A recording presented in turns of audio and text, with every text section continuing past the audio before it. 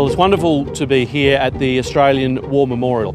A press conference held amid the building works going on at the Australian War Memorial, where more than $500 million is being spent at a time when Australia's other cultural institutions have been starved of funds.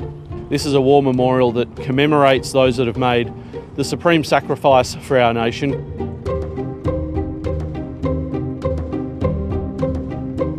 The rationale for the massive expansion has always been to create space to commemorate conflicts of the last 25 years, particularly Afghanistan, on the basis they created 100,000 new veterans without displacing the existing galleries.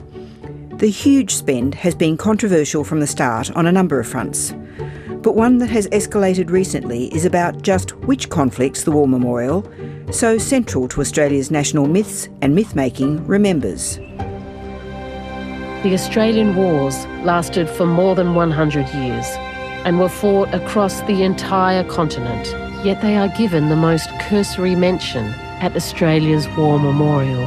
So really, the Australian War Memorial represents overseas military activity, not military activity in Australia. Well, that was what it was conceived to do.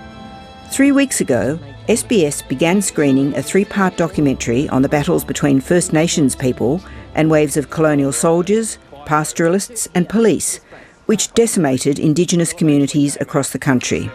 Although more than 100,000 people died overseas on foreign battlefields, it is estimated that as many died here, on this continent. The series is called The Australian Wars. They are sometimes referred to as the Frontier Wars. This warfare was as important and significant as the Anzac tradition to Australians. It is a legitimate war that occurred on Australian soil. This is the rightful place to commemorate warfare in our country. After all, it is called the Australian War Memorial. It has put the War Memorial on the defensive. At the home of war memories, the word war seems to be avoided in this particular context. Just on the frontier violence, by the way. The memorial already has some recognition of frontier conflict. Frontier violence, frontier conflicts, not frontier wars. The question of whether these frontier wars are represented at the Australian War Memorial has a particular potency right now. The Uluru Statement from the Heart called for an Indigenous voice to Parliament, but the Indigenous people from around the country who signed the statement also called for Australia to embark on truth-telling about our history. While that anticipates a formal process, that doesn't stop national institutions reflecting on how they portray that history. The Minister's press conference last week was held in the wake of the first 2 episodes of the Australian Wars documentary going to air. It wasn't called to talk about frontier violence or truth-telling, but the air conditioning. A geothermal heating project.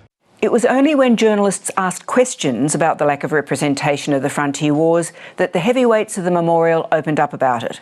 Most significantly, former memorial director and now chair of its governing council, Brendan Nelson.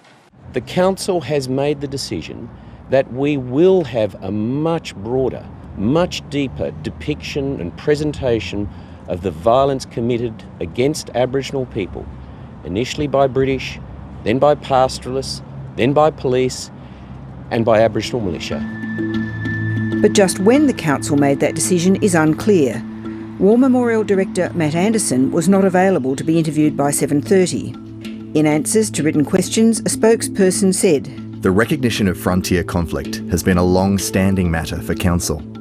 However, more recently, the Council has committed to a deeper and broader explanation of the frontier conflicts. As part of the development, the memorial will expand its depiction of frontier violence in a culturally informed way." Dr Nelson has not always been so convinced about telling the story of the frontier wars at the War Memorial. And you're absolutely right. I think our nation needs to reflect on the fact that the story is not told. But the Australian War Memorial is not, in my very strong view, the institution to tell that story. Dr Nelson argued last week that, in fact, the War Memorial is already doing its bit. On the grounds here we have a Daniel Boyd Indigenous artist, sculpture and pavilion, at the centre of which is a fire pit with soils from Aboriginal lands throughout Australia, which is now the focal point for an Indigenous commemorative service on Anzac Day. Hanging in the galleries is one of 63 artworks.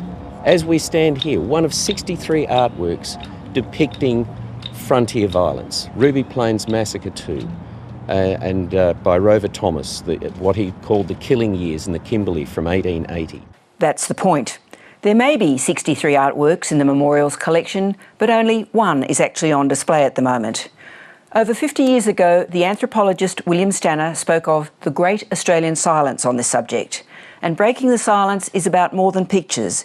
It's about research and about finally inserting a huge chunk of history of warfare, a momentous story about our past, in our national consciousness.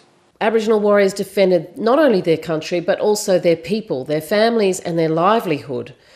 And what greater stakes can there be in warfare than your land, your way of life and your families to defend? These warriors and the settlers who came here, who would become Australians, these are Australian people on Australian soil fighting over our very country. What could be more important to us as Australians? In a statement, the War Memorial told 730 that a pre-World War I gallery, to be established by 2025, would be informed by a number of advisory bodies, including an Indigenous advisory group. Documentary maker Rachel Perkins welcomes the apparent change of heart. Call me naive, but I am so pleased that the Council of the Australian War Memorial has said that it is going to represent frontier conflict in a more deeply thorough way than it has to date. I take that as a major shift and I positively receive it. I think that it's time. I thought it might not happen in my lifetime, but the time has come. I think that is a sign that our nation is maturing by embracing its history.